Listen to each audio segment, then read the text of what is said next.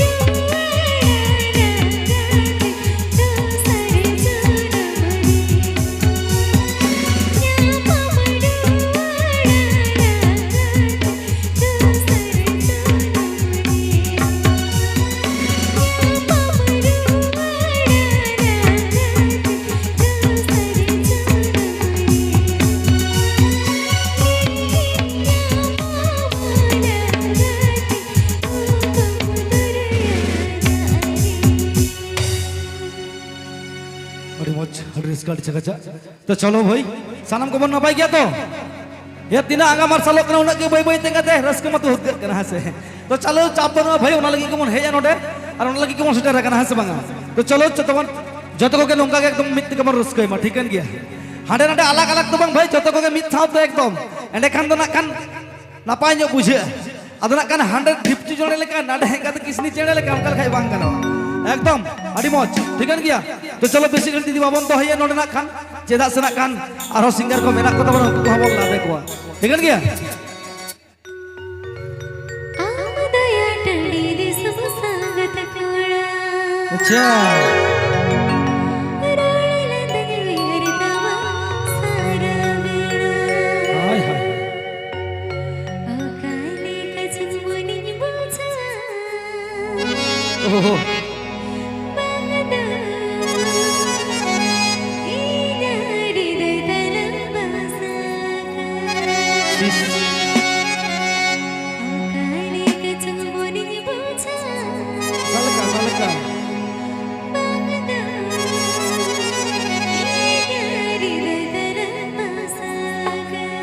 ओहो आमदया टंडी दे सब संगत कोड़ा रोळला तगवीर तवा सारा वेळा आमदया टंडी दे सब संगत कोड़ा रोळला तगवीर तवा सारा वेळा अकाले कचन मुनी बोचा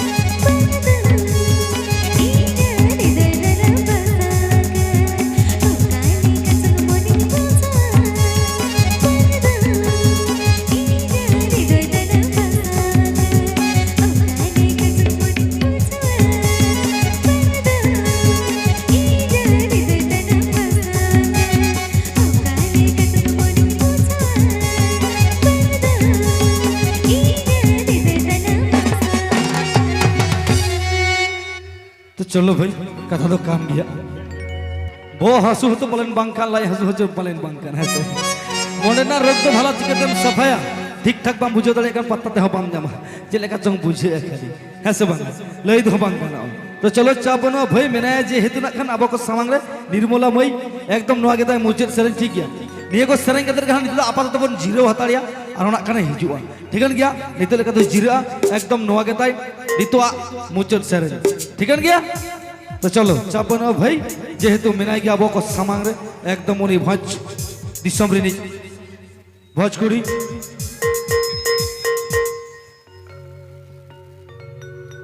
भाई निर्मला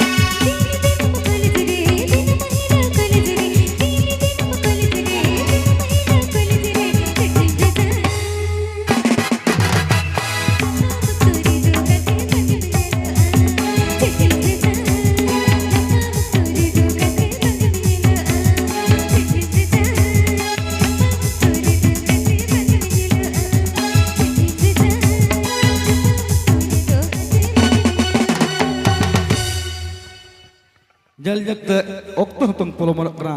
ᱵᱟᱹᱭ ᱵᱟᱹᱭᱛᱮ